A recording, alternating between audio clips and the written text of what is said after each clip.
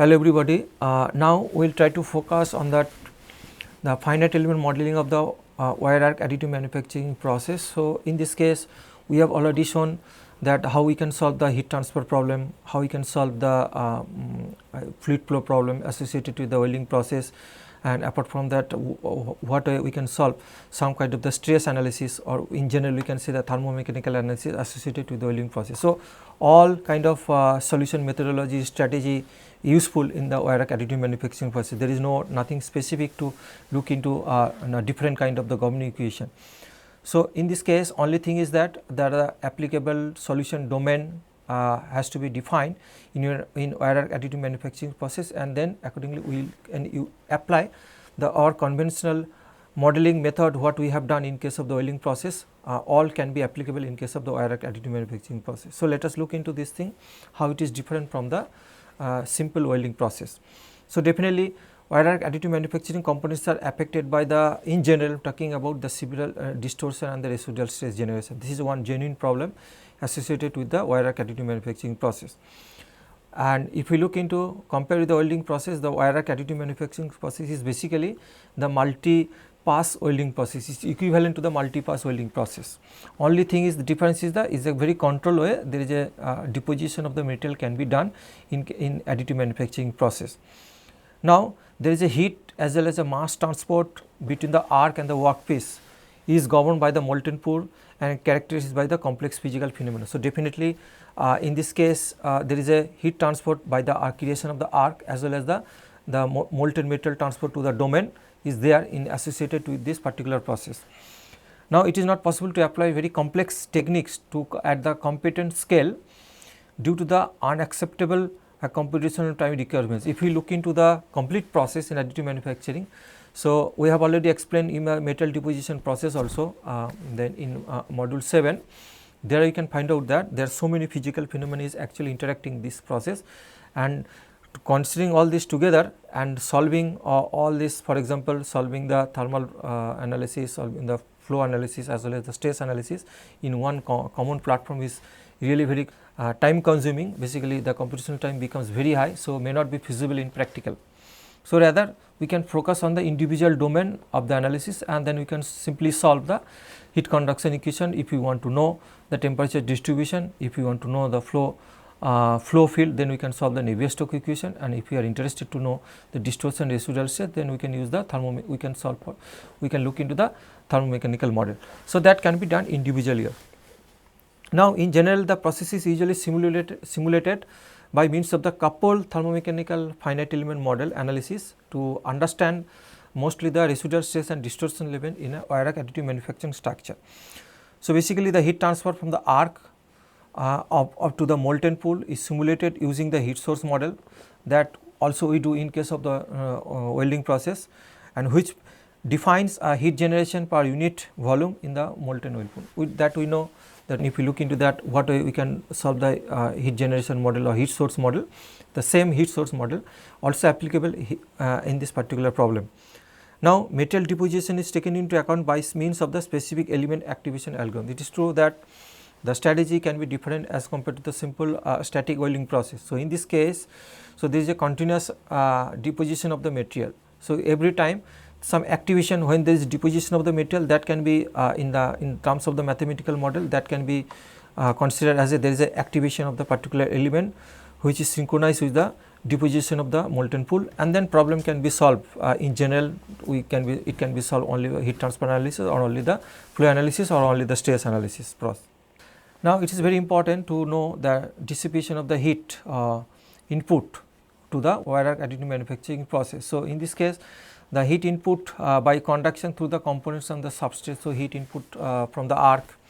So, there will be conductive heat transfer within the domain, and at the same time the heat input from the molten droplet also, and at the also there is some heat loss from the surface by convection through the shielding air. So, that is also there through the shielding air, the convective heat loss will also be there, and apart from this thing some radiative heat transfer from to the atmosphere.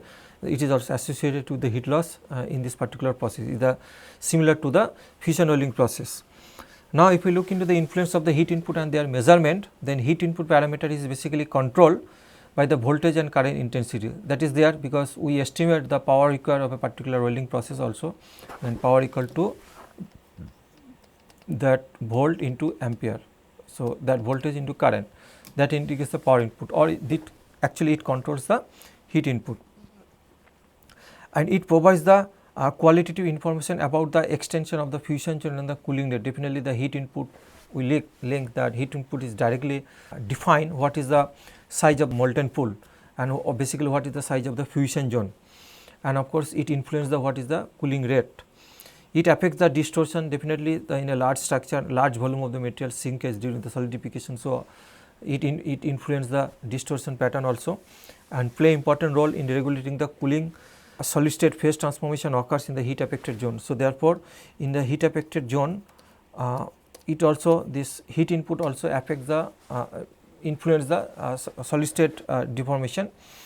And apart from this thing, experimental measurement of the spatial temperature gradient and the fluid flow is difficult due to the complex nature of additive manufacturing, that we already know. It is a, although in case of simple fusion welding process, we can simply put the thermocouple and we can measure the temperature also, but in this case additive manufacturing, it is very difficult to measure the unprocessed measurement of the some kind of the temperature just simply putting the thermocouple, as well as the to observe the flow field also. Here it is very difficult. So, in that sense, it is more useful to take the help of some kind of the numerical model also. Not only the heat transfer and the fluid flow, even residual stress generation, it is very difficult to measure because one deposited layer is there and what will be the residuals for the next layer.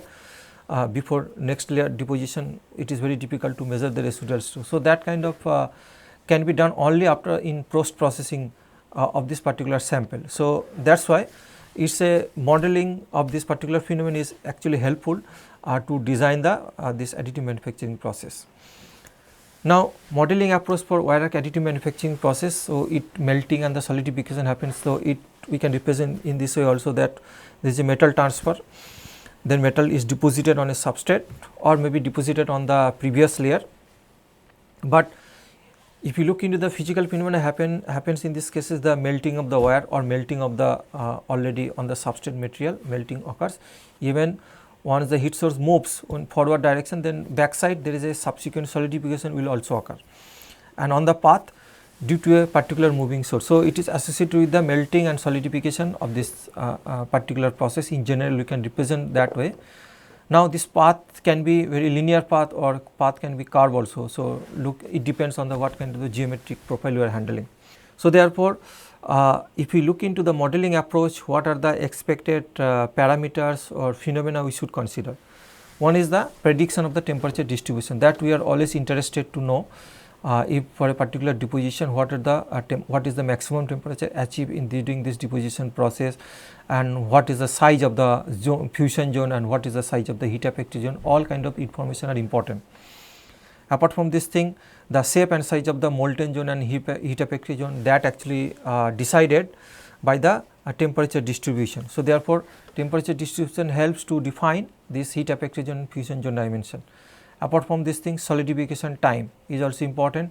Solidification time means once it is moving one particular direction, then how much time is required to solidify, such that if a very small component is there.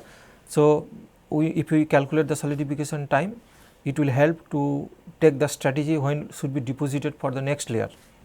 Apart from this thing, there is some mass addition to the solution domain. Definitely, there are molten material transport to the domain or deposited on the workpiece surface. So, if you look into the workpiece, if we consider this workpiece as a control volume, so within the control volume there is a mass transport is also there, as well as the heat energy transport through the molten material is also there. So, that has to be considered in the modeling also. So, now fluid flow of the, since it is above the melting point temperature, so fluid flow of the molten materials has to be looked into this thing, but there the molten material characteristic can be more important when one way it helps this fluid flow field that more precisely calculate the temperature distribution, that is one. And apart from this thing, the fluid flow phenomena can be material specific also, because if there is a presence of the surface active elements, it actually influence the flow pattern, and when there is a change in the flow pattern, it influences the whirlpool shape and size. So, therefore, any presence of the any surface active elements can be better explained in the by the fluid flow analysis, and that actually finally it affects the shape of the whirlpool. So, all this kind of phenomena is associated with this thing, but apart from this thing, once the thermal and fluid flow field is known in the deposition process, then we need to know after the solidification what can be the distortion or what kind of the residual stress is generated within the structure. So, therefore, for that purpose there is a need to know do some kind of the thermomechanical analysis even in case of additive manufacturing process. So, all these phenomena are associated with the additive manufacturing process. Now, we know the tangent, suppose we already mentioned this thing, even simply we can use the heat conduction analysis to know the temperature distribution. So, therefore, the energy balance equation for the entire volume of the material can be given as this thing. So, rho Cp, this is the tangent component, rho Cp del T by dt. Now, this is the heat flux Q as a function of xt, and this is the internal heat generation. This is simple the tangent heat conduction equation. Now, to understand the temperature distribution, we need to solve this particular equation. Now, this all the parameters are defined: density, specific heat, internal heat generation, the heat flux, and the thermal conductivity. Now, point is that this has to be solved with the kind of the proper boundary condition. So, proper boundary condition, we can solve this heat conduction equation, then we will be able to get the temperature distribution even in case of the additive manufacturing process. Now, here we can see that this is a deposit of the layer. Schematically, we can see the deposit of the layer, and if we see the substrate material, and from the substrate material there is a heat losses are there. So, deposit, there is a molten zone, and then molten zone representing when the laser or arc is interacting with the substrate material, then that interaction can be represented in terms of the heat source model that we have observed in case of the fusion welding process also. Then heat source model is also has to be developed here. Then that heat source model can be incorporated in terms of the internal heat generation term, the Q dot term. Basically, that heat source model can be represent the what is the energy per unit volume. So, that amount has to be incorporated through the heat generation term. Then we solve this equation, then we will be able to get the temperature distribution. So, therefore, an abstract heat source model is used to represent all the physics of the heat generation in this particular process. Apart from this thing, all the surfaces, substrate and the evolving surface of the part, apart from this thing, all the surfaces of the substrate as well as the evolving surface of the part which are already built can be considered for the convection and the radiation boundary condition. That means, we can consider all this surface area that is also associated with some kind of the convective and radiative heat loss from this particular surface. Now, in general, we can see the prescribed heat flux boundary condition combining the convection and radiation. We can find out, for example, this one part is the basically the domain, this is the solution domain, that part is there is a heat input, for example, and there is a heat loss is there. So, in general, the heat flux boundary condition combining the convection radiation, we can see, we can take a balance of the what is the heat input to the domain, what is the loss from the domain. So, that from that point of view, we can say the boundary, mathematically we can represent the boundary condition is this, Qp is the heat flux, the boundary interaction input, and this is the heat loss by convection, heat loss by the radiation. We can make the balance, this can be act as a boundary condition, but imposing of the boundary condition, it depends on the what is the geometric shape, because already built up shape from the surface also there is a heat loss. So, we can define that particular surface area, and then the heat loss may also occur from this particular surface. Now, value of the heat transfer is generally assumed to be constant over the entire surface, and the higher values are taken to simulate the force convection condition. So, if there is a force convection condition, then we can simply modify the H value. If it is a natural convection, accordingly depending upon the whether it is forced convection or natural convection is there, based on that we can define the what is the value of H in this particular process. Now, we can say finite element modeling of the laser additive manufacturing process. So, in this case I think this is simply we can say the additive manufacturing process. So, in additive manufacturing simulation, the heat source model is basically Goldach's double ellipsoidal heat source model we normally use. So, same thing what we have used in case of the welding process. So, these are the more realistic heat flow distribution when in the distribution in the filler metal is required. So, of course, this we apply the in case of the Goldach's double ellipsoidal heat source model for a moving heat source problem, but in this case there is no material addition to this particular process, welding process. But when there is a material addition, then more precisely we need to modify the heat source model. But of course, it is possible to consider simply by modifying the Goldach's double heat source model, that will be applicable in case of the additive manufacturing process, specifically for wire arc additive manufacturing process. Now, what are the different aspects associated with the heat source model? Different power distribution for the filler and the base material. So, filler material is there as well as the base material. So, power density distribution can be different in these two cases. Part of the total power is basically delivered to the base material by the Goldach's model. So, for example, not all the power is supplied by incorporated through the Goldach double heat source model. So, not all this energy is input to this particular model. So, some part has been incorporated that through the Goldach's model. Remaining one is distributed over the filler material with a constant pattern. So, remaining apart from this thing, some part we can incorporate to the Goldach's double heat source model, and remaining part can be incorporated some other that can be count on that the energy transport by the filler material, and that can follow some kind of the constant pattern or some kind of the distribution as well. Now, this actually allow, if we follow this thing two different way, heat source we can make into two different parts, then it actually allows us to capture the steep temperature gradient is possible to capture in the molten pool.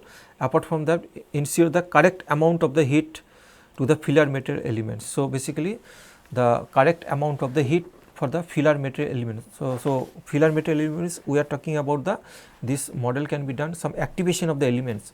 So, when are activating the particular element, that element can be considered as the volumetric heat source term can be incorporated in this particular element apart from the Goldach's double heat source part. Now, in principle we are following basically the internal heat generation term applied to the finite elements whose centroids lie inside the brick shape control volume. So, if we define for example on the substrate material already deposited, we can follow some kind of the Goldach's double heat source model. So, this energy input on this thing, but apart from this thing we can say, so this is this can be represented on the for example the deposited material. So, deposited material, so we can activate this element at this time, and this volume of the element we can calculate such that this can act as a source of the heat. So, apart from this double ellipsoidal, this is the another brick element we can consider that as a source of the heat also. So, that is why, but elements, how many elements depends on the whose centroid lies inside the brick shape control volume. We define the control volume, suppose this is the control volume. So, within this control volume there are 3 elements for example. So, we consider only these 3 elements, we can activate these 3 elements, and these 3 elements will be counted to calculate the volumetric heat generation. Now, heat generation per unit volume is defined as the ratio of the between the wire melting power and the volume of the elements currently heated by the power. So, that is when definitely this can be what is the total power, part of the power is utilized here, for example the fraction of the power is utilized these things. So, this thing, and then this fraction of the power that can be incorporated into of the internal heat generation, the volumetric term. So, the internal heat generation term, the total power divided by the volume. So, that indicates the over per unit volume that heat input can be represented. Now, additive manufacturing simulation, the specific elements activation techniques to simulate the material deposition. So, normally we follow specific elements activation techniques we normally use, but there are 2 approaches exist. One is the inactive element method and the quiet element method. So, quiet element method means basically the filler metal elements are present throughout the simulation, but initially the quiet values are assigned to their properties in order to minimize their influence on the component behavior. So, it simply basically the activation and deactivation normally you can say in terms of the inactive elements and the quiet element method, and accordingly we can provide some kind of the when particular active element, then we insert these particular properties in this category, and remaining which is not inactive element we can simply assign the properties the very low value of the properties, or almost it is a convenient way we can basically depending upon the behavior, component behavior, we can apply the material properties.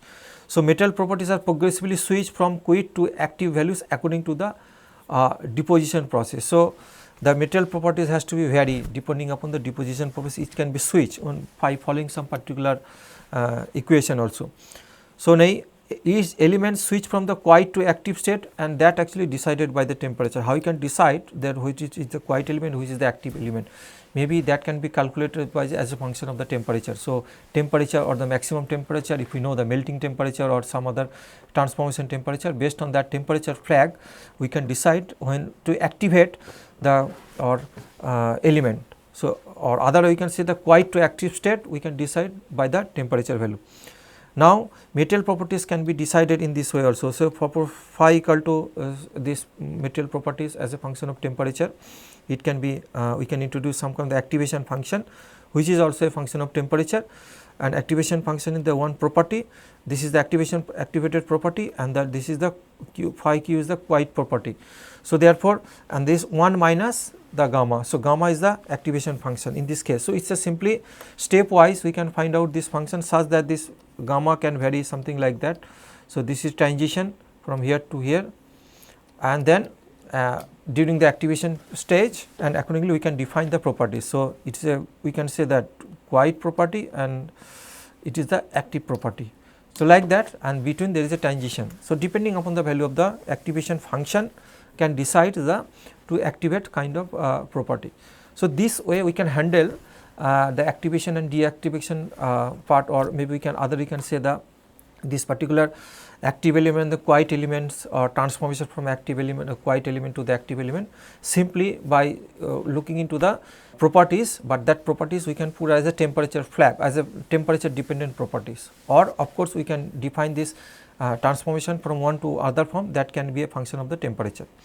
Here you can see that we see the substrate material, and then with the application of the arc deposition, then progressive model change. So, gradually there is a layer by layer, so domain actually increases. So, unlike welding, volume of the material added to the substrate is significantly large, and hence the progressive change in the model has to be considered in the modeling phase. So, definitely the change in the model has to be considered, because every time one deposited layer is there and before the next depositing layer. So, there is a domain is basically increasing gradually. So, that one the change in the model has to be considered in this particular modeling page. Now, the amount of the heat absorbed in case of the wire arc additive manufacturing process, normally we can consider this from the two different part. One is the sum of the energy delivered by the arc plus the energy due to the transfer of the molten droplet, that we had already mentioned, but in this case convective heat transfer in the melt pool exists and is to be considered for the accurate thermal field prediction. If we want to ensure the very good thermal prediction of a additive manufacturing process also, then we can convective heat transfer, I am talking it is equivalent to the flow behavior within the small oil pool or small pool, molten pool, that has to be considered. But apart from this thing, but in general the convective heat transfer or maybe fluid flow phenomena is computationally very much expensive than the simple conduction based model. But in general, if we want very high thermal conductivities are assigned in the melting temperature zone to compensate for the increased heat transfer in the molten melt pool due to the Marangoni forces. So, definitely if we want to suppress the, if we do not want to consider the material flow within the molten pool, then other way on a conduction based model simply use the high value of the thermal conductivity, some arbitrary value we can enhance such that it can takes care of the material flow behavior within the oil pool. So, in that way we can simplify the modeling approach if we do not want to incorporate any kind of the material flow in a conduction based heat transfer model. Even that is true in case of the additive manufacturing process. Now, if we look into the stress analysis part also, the non-uniform expansion and contraction normally associated with the material during the thermal cycle, that we have already observed, even it is true in case of the oiling process. So, that can induce some kind of the residual stress and distortion in additive manufacturing process. So, specifically for a large scale wire arc additive manufacturing process, the control of residual stress is an issue, and maybe distortion is very much significant in this, specifically for the large structure.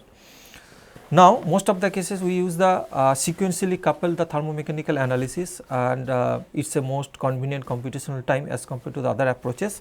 So, that is why if we follow some kind of the thermomechanical analysis sequentially coupled, then that can produce some kind of the stress analysis result associated with the wire arc additive manufacturing process. But we already mentioned this thing, that element bath technique is normally used to simulate the addition of the material process. Actually, this terminology element bath, element activation, the philosophy is the same, but terminology are different.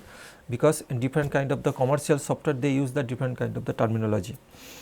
So, definitely transient aspect and the highly nonlinear material behavior result in the long computational time, that is also very important, because if you stress analysis model in general, if you take the temperature dependent properties, then computational times becomes very high. That is the inherent problem associated with the or in any kind of the thermomechanical analysis, even in welding process, even it becomes more computationally expensive for the additive manufacturing process. We know the mechanical analysis, simply we can perform this thing that we have already mentioned in case of stress analysis model with the mechanical stress equilibrium equation. Here also you can follow the similar kind of the stress equilibrium equation. Then we can follow the constitutive equation between the stress and strain, relation between the stress and strain within the elasticity matrix, or maybe stiffness, you can say the stiffness tensor depending upon elasticity stiffness tensor. Even if you look into the small strain, and even if you follow the small deformation theory, then total strain component can consist of the elastic part, plastic part, thermal, and the transformation induced plasticity. So, transformation, so it can be transformation strain. If there is a phase transformation, that transformation strain also you can incorporate. Now, see, this is the general way we are talking about what we can do the stress analysis even in the simple welding process. The same kind of the stress analysis we can follow in case of the additive manufacturing process as well. Now, even also if you do the elastoplastic analysis, so in that cases we have to look into the von Mises criteria and the Poindexter's flow rule, and that can be followed in this thing. The F functional form of the yield surface can be like that. It is associated with the A sigma m is the measure stress, and sigma o is the yield stress, and which is a function of the equivalent plastic strain and flow vector, equivalent plastic strain, flow vector, and the as well as a function of temperature. So, these are the different plasticity model we can follow. In general, we can follow the different plasticity model for the stress analysis. If we want to do thermomechanical stress analysis, or if we assume the material behavior should follow the elastoplastic. So, in that cases we can look into all these aspects. So, already we mentioned this thing that of course, the transformation strain is also another important aspect associated with the stress analysis. Even if you want to enhance the accuracy of the stress analysis model, then it is better to consider the transformation strain, that is also important. Now, of course, this transformation strain is maybe in few particular material it is very significant, but in other cases it may not be significant. Now, lack of material data at high temperature makes the material modeling more difficult. So, there is a one very good material modeling is requirement for the stress analysis if you want to incorporate the effect of the transformation strain. Now, solid state phase transformation alters the residual stress that we know due to the thermal processing, and hence the considered for the mechanical analysis those alloy in which they are significant. So, the particular alloy system, in that cases the transformation strain is significant, in that cases we can consider the transformation strain. For example, the volume change during the heating cycle and during the cooling cycle, if you follow this particular figure also, there is a change in the this thing. During the solid state phase transformation, there is it may not follow the same path during the heating and the cooling path. So, therefore, because of this thing, it means that the transformation from one phase to another phase having some influence, and they induce the transformation strain, and then from there, from the transformation strain, if the transformation strain is significant, then it actually enhance if you calculation of the residual stress. So, point is that maybe if you do the simple stress analysis model, and then we in that cases particular material if follow the phase transformation effect, then accuracy of the stress calculation or distortion can be enhanced. And sometimes to handle one particular material, for example, titanium alloy, or I can kind of the maybe high carbon steel, in that cases this transformation strain is very much significant. So, therefore, once we want to develop stress analysis model even for the wire arc additive manufacturing process, it is better to consider the component of the transformation strain. Here you can see the transformation strain, because see elastic, plastic, and this thermal strain is defined. This is this from the thermal model, and elastoplastic behavior we know in a particular material, but transformation strain from the phase transformation effect, it is possible to develop the model and incorporate the strain in the strain component for the stress analysis part.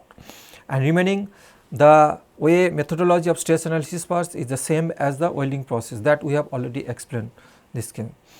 Now, finally, we can look into this thing, looking into the additive manufacturing process. In general, we are talking about this thing.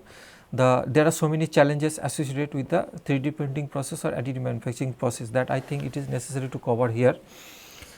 First is that high cost of the material due to the maintaining the purity of the particles if you looking into the powder based technology, and require particle shape and size if you want to maintain the particular shape and size. Even same thing is also true even if you want to use some wire arc additive manufacturing process, the quality of the wire is an issue.